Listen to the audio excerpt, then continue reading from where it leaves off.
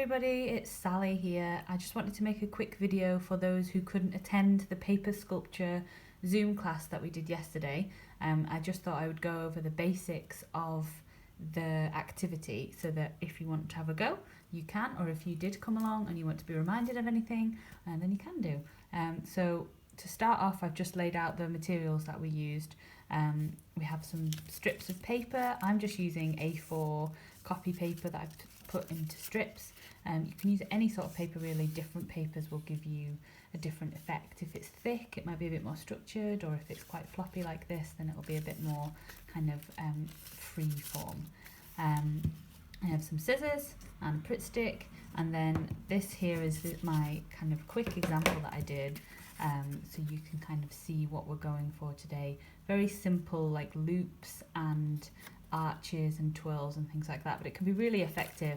And also you can experiment later on. We'll talk a bit about how you can play with perspective photography. Even now you can see like how holding it differently in the camera changes the way you see the sculpture. So it's a really lovely activity, and I'll just show you the quick techniques you need to build something like this.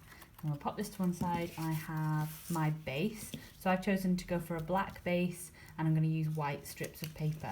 You can choose whatever you like. Your base needs to be, you know, quite sturdy, so a good thick piece of paper, card or cardboard is also really good. And I'm just going to show you a couple of the techniques. So I'm going to start off with a strip of paper. My strips are all in different lengths and things like that, so that's quite a good way to start. I'm going to start just by popping a little bit of glue on one end of the paper and anchoring that down onto my page like that. I'm just going to hold it for 1 second so that I can make sure that it is stuck. And then to make a simple arch, all you do is, you can see there, when you move around the other side of the strip, you can get shapes and things like that. So you can decide where you want to stick it down. I'm just going to make a really simple arch here to show you.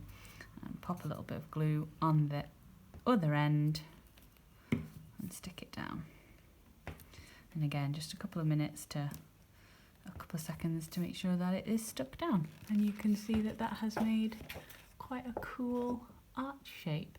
And depending on how you play with that, you can make them very low and stretched out, or very tight and high.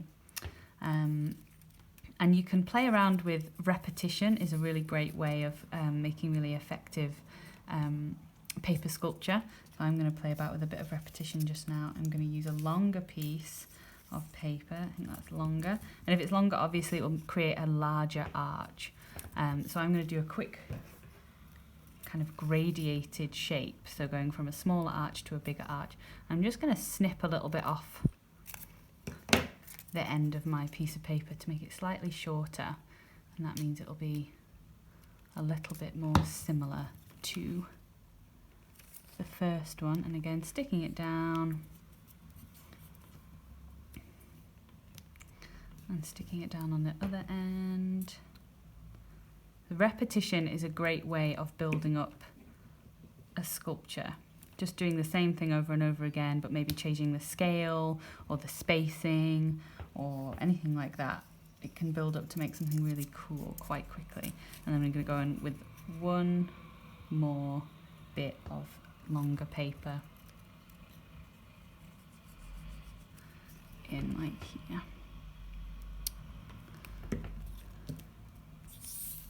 And you can see that, I'll move this around so you can see, but this has created a kind of gradually ascending arch shape, which is quite effective.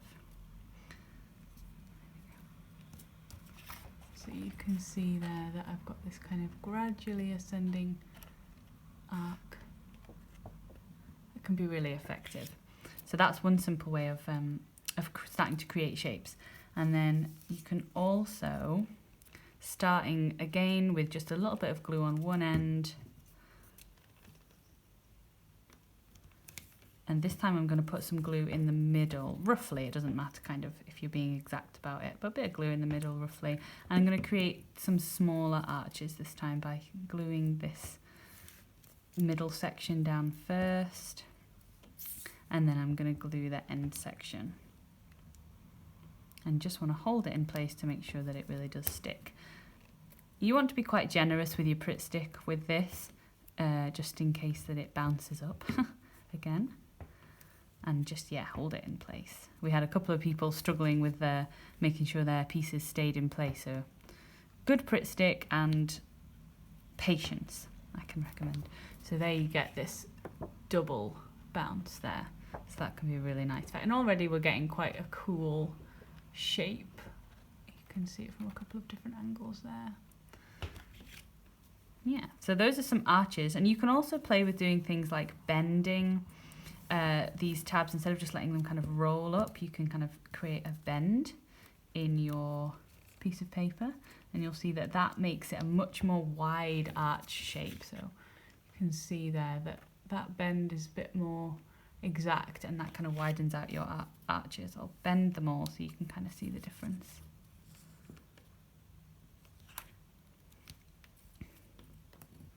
So you can play around with whether you like really organic flowing shapes or you like them to have a little bit more kind of structure to them. There we go, they look a little bit more kind of architectural. And depending on how you glue, which side you glue your pieces down on, you can create some really interesting like twists and folds and things like that. So again, I'm going to stick down a piece like this, but instead of sticking the same side of the paper, I'm actually going to stick the opposite side down like this, and this creates a different sort of arc. It's more kind of like a bulge or something that's kind of hanging on one side like this, and so that it's almost much more like a kind of wave. You see that? There's a difference there. So that's by sticking the opposite side of the paper down, and then we can explore that even further with another strip. Stick it down, and then this time we could maybe, I'm going to just hold that for a second whilst I do this, we could add some twists. So I'm just twisting the paper, and you could do this a couple of different times. The more time you twist, the more pressure it will put on your glued parts. So maybe just try 1 or 2 twists for now. I'm going to twist it the other way actually to get it out of the way of this first piece. So twist your paper, maybe add 2 twists because this is a long piece. There we go. And this one's going to start interacting with this guy over here. Let's see. There we go. So you can see we're getting this lovely kind of twisting effect there. So with this, you want to really make sure you put enough glue down and hold it until it's properly stuck, because these have got a little bit more tension in them, so they need a little bit more anchoring. There we go. Cool. And if I'm a real big fan of these kind of curvy shapes, but if you would like to add a little bit more structure to your sculpture, then you can experiment with putting some bends in your paper. So I'm just going to kind of randomly bend mine to make a more squared off shape. And then when I stick either end down, we'll get a much more squared shape.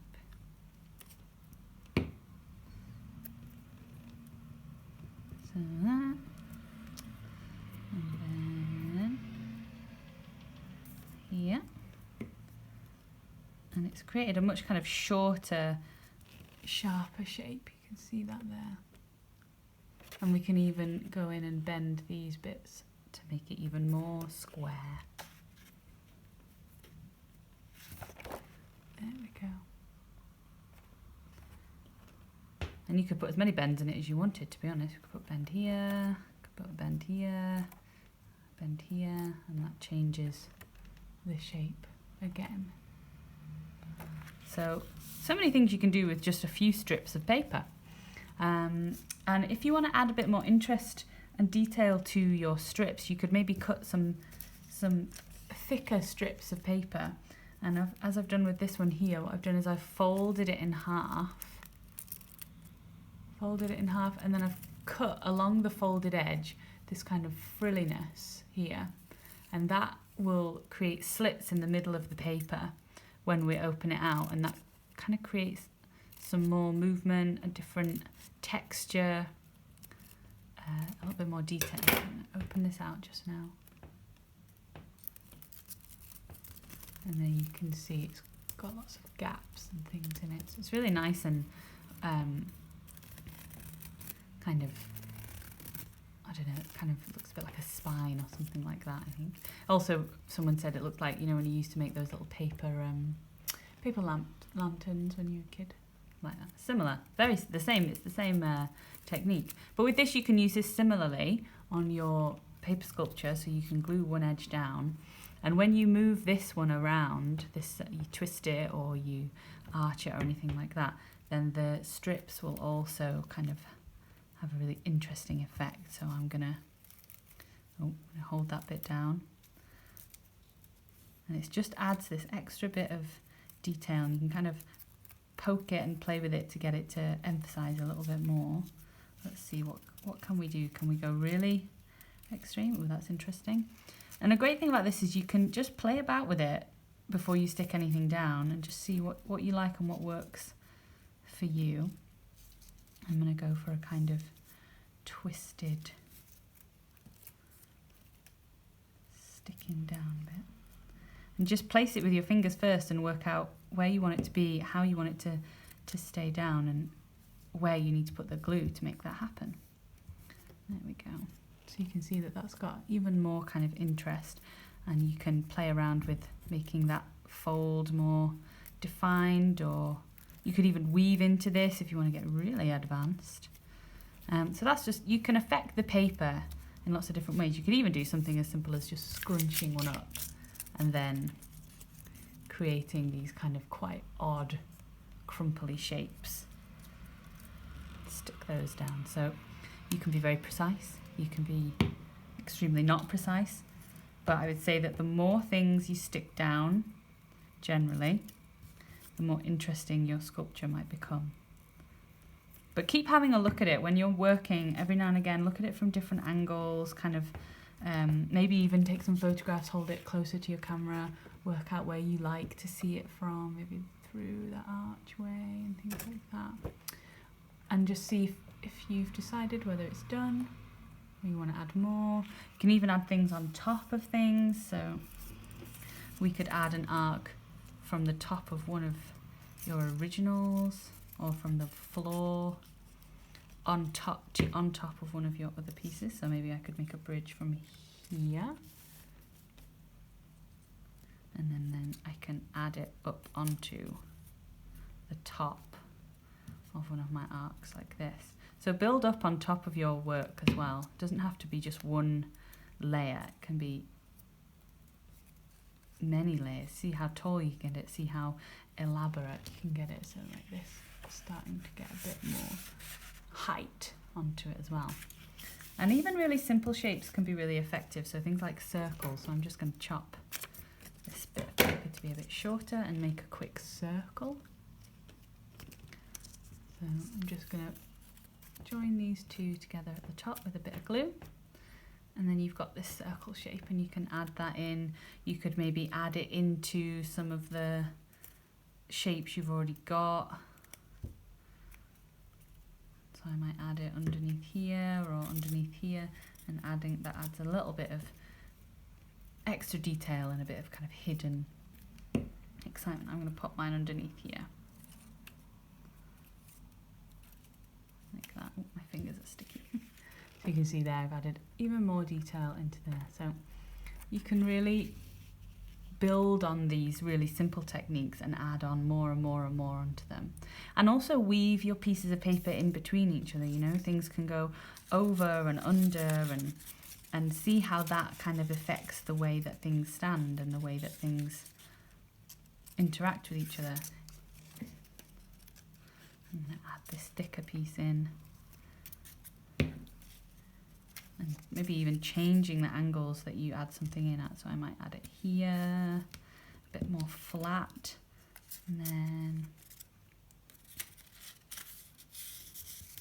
adding it underneath or something like that to create these kind of hoops. So change the angle of where you're sticking your paper, and that will create different shapes, flatter shapes, taller shapes, twistier shapes.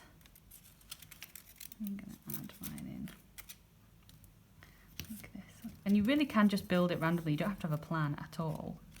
And I find that often just by playing around with strips of paper like this, I've come up with lots and lots of different ideas for other things, you know, like other pieces of artwork that maybe just take one element and take that out to be much more of a focus. And if you also want to get a bit more kind of detailed and crafty, you can use your craft knife and your ruler and you're cutting that. But you can just do this with scissors, glue, paper, and that's it. So that is a basic tutorial on how to make some paper sculptures. And I'm just going to show you a couple of different angles. I'm going to stand up so I can see my camera.